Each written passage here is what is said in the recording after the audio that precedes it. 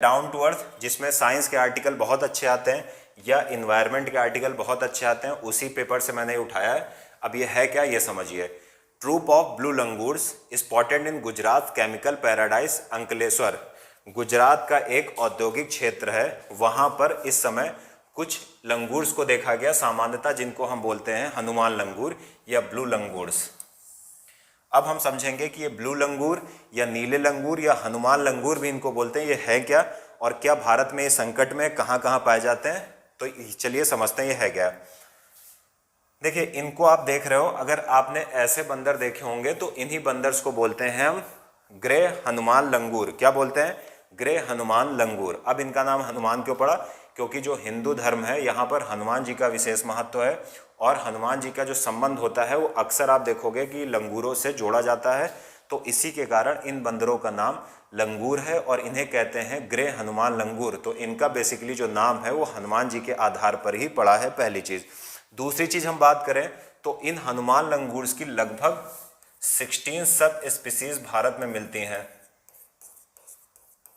या 16 उपजातियां भारत में इनकी मिलती हैं। भारत में हिमालय से लेकर पेनिनसुलर इंडिया या प्रायद्वीपीय भारत तक इनका विस्तार मिलता है। तो याद रखिएगा, इनका विस्तार हिमालय से लेकर दक्षिण भारत तक मिलता है। तो भारत में इनकी कई प्रजातियां मिलती हैं और कहा जाता है कि लगभग इनकी 16 प्रजातियां मिलती हैं। तीसरी सबसे इंपॉर्टेंट, जब भी हम किसी जीव को पढ़ते हैं तो हमारे लिए ये जानना ज़रूरी है कि उसका हैबिटेट क्या है, आवास क्या है, मतलब क्या वो जंगल में रहना पसंद करता है या मनुष्यों के बीच। तो अगर हम इनके हनुमान लंगूर की बात करें तो ये जंगल में भी रहते हैं और ये मनुष्यों के बीच में भी पर्याप्त एंजॉय करते हैं, तो इसके लिए कोई समस्या है नहीं। ये भारतीय उपमहाद्वीप में इंडियन सब कॉन्टिनेंट की बात करें तो भारत में पाए जाते हैं, नेपाल भूटान में पाए जाते हैं। तो याद रखिएगा, हो सकता है ये पूछ दे कि क्या श्रीलंका में बहुत ज़्यादा पाए जाते हैं, तो नहीं पाए जाते हैं। 3 देशों में किस में पाए जाते हैं? भारतीय उपमहाद्वीप में भारत, नेपाल और भूटान में पाए जाते हैं।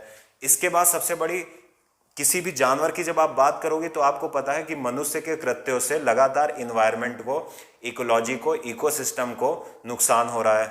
तो पूछा जाता है कि इस जानवर को क्या कोई खतरा है? बिल्कुल खतरा है। डिफॉरेस्टेशन हो रहा है।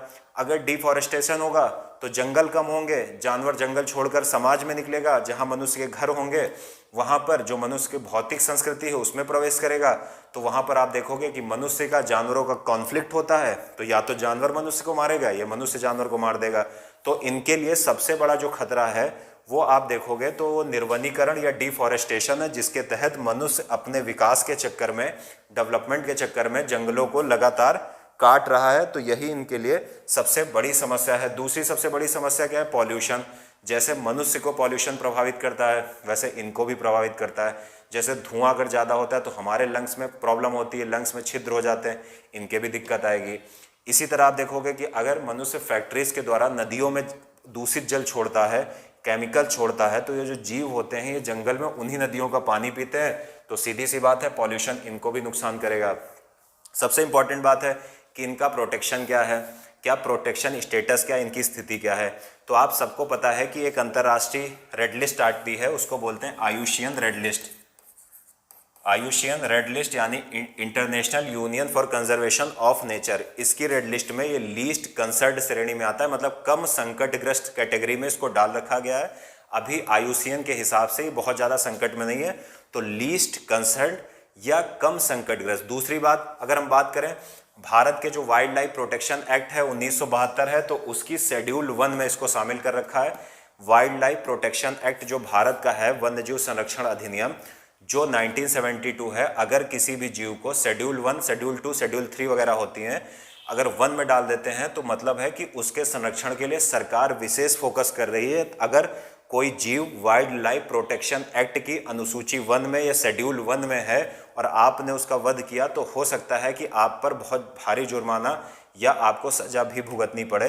तो ये इसका स्टेटस है। अगर हम एक और अंतर्राष्ट्रीय संस्था की बात करें साइट्स का, तो साइट्स की भी अपेंडिक्स 1 में ये आता है। तो याद रखिएगा, ये समस्याएं हैं। अगर आप आईयूसीएन की लिस्ट छोड़ दो तो वाइल्ड लाइफ प्रोटेक्शन एक्ट जो भारत का है, तो उसने इसको शेड्यूल 1 या अनुसूची 1 में डाल रखा है। इसका मतलब है कि भारत सरकार इनके संरक्षण के लिए, इनके जीवन को बचाने के लिए विशेष प्रयास कर रही है।